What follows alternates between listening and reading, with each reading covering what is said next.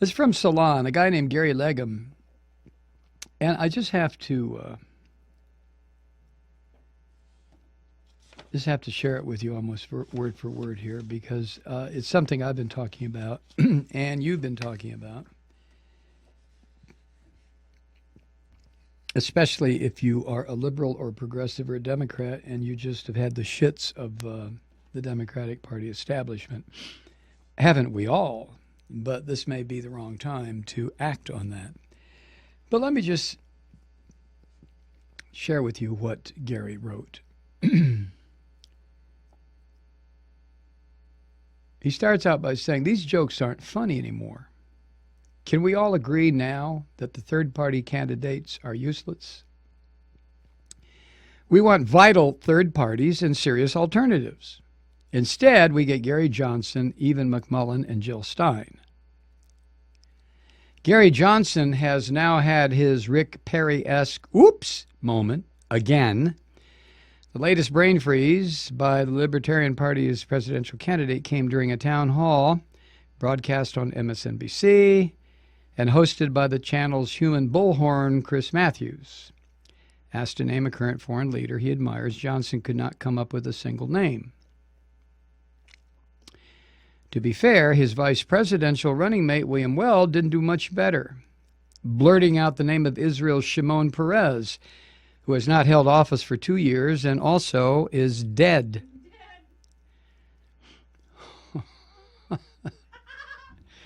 In the middle of his brain freeze, Johnson commented that he was having another Aleppo moment, a reference to his now infamous appearance on Morning Joe 3 weeks ago when he was asked how he would handle the situation in the city that is the epicenter of Syria's civil war and responded by asking, "What's Aleppo?" Watching this latest incidence of Johnsonian vapor lock, a couple of thoughts came to mind. The president has more influence over foreign policy than domestic issues. So it is one thing to advocate a foreign policy of non-intervention overseas, but quite another to be as oblivious to the rest of the world as Johnson appears to be. After all, foreign policy is not just about military interventions and fighting wars. Who's your favorite foreign leader might be a simplistic question, but the answer can tell us something about the candidate's view of the office. Think of Donald Trump's praise of Putin, for example. Aleppo is a large city currently being annihilated, along with its hundreds of thousands of residents, by cruelty so wanton as to be nearly impossible to fathom. Using it in a lighthearted way to explain your own cluelessness is gross and debasing. Don't do that. Why are we treating the current third-party candidates for president with even an ounce of seriousness, making them the subjects of media profiles, interviews with editorial boards of major newspapers, and primetime town hall question and answer sessions on the major cable news networks? It is this last point that is most baffling. Sure, Johnson's on the ballot in all 50 states. Sure, he and Green Party nominee Jill Stein and even independent conservative candidate Evan McMullin represent views relegated to the fringes of the major parties, but that might appeal to a wider range of voters if they could only get more exposure. Yes, in a democracy that prizes free expression, it is important to hear different points of view within reason. Jill Stein might have a good point on universal health care, for example, but the last time I checked, there's no evidence to support her contention that Wi-Fi is frying children's brains.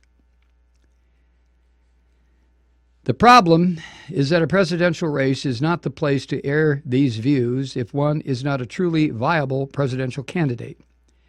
Relegated to the low single digits in the polls,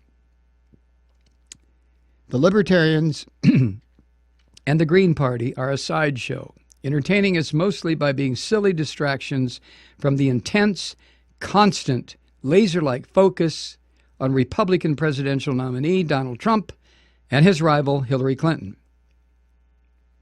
Part of the problem, as Katie Aronoff spells out in an essay arguing that the left deserves a better candidate than Stein, is that the Green Party, quote, falls into the same traps that also hurt Democrats so often in midterm elections. Aronoff wrote, quote, putting too much emphasis on the presidency and the electoral process itself, while declining to undertake the kind of deep organizing necessary to alter the state of play in these arenas. The result for the Greens is a politics too interested in being right and not enough interested in actually taking state power. End quote. Let me digress. This is something else I have talked about repeatedly. It goes back to 2000.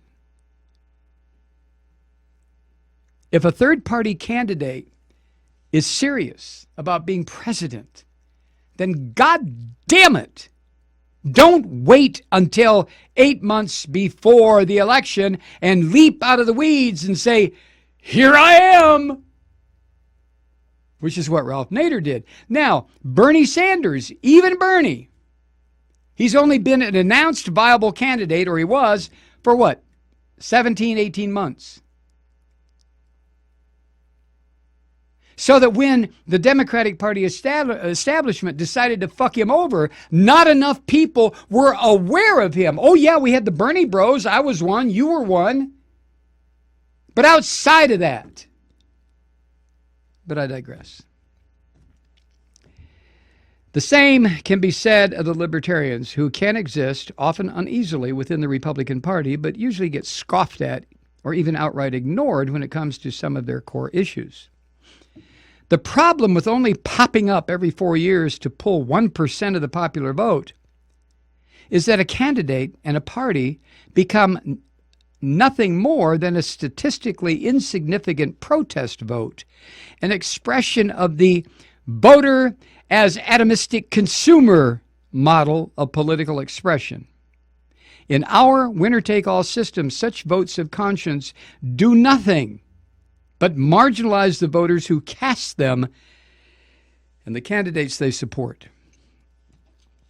As a result, the smaller parties seem to nominate every 4 years someone like Stein or Johnson, candidates with a handful of views that might line up with the major parties, but also with the need to grab attention by drawing ever greater and ever more ridiculous contrasts with them, the major parties. Thus, you get Johnson's personality that mixes goofiness and hyperactivity to the point of making him seem unserious.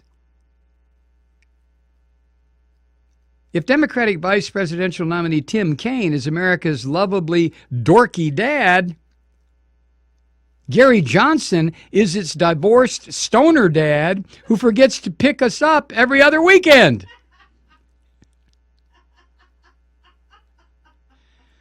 Thus, you get Stein's refusal to distinguish policy and temperament differences between Clinton and Trump.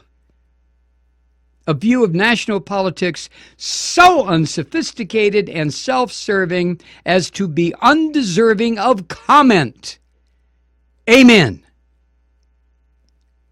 This lack of sophistication might not be the reason Stein often polls lower than Harambe, the dead gorilla reborn as an internet meme, but it can't help.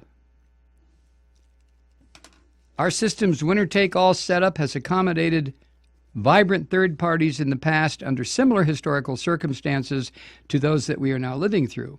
So it is a bit sad that even our minor parties are as unprepared for coping with this historical moment as the major parties seem to be.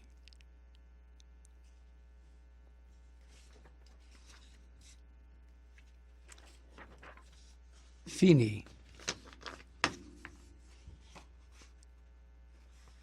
Yeah, and Kathy and I are still going round and round and round about this here in our little love nest.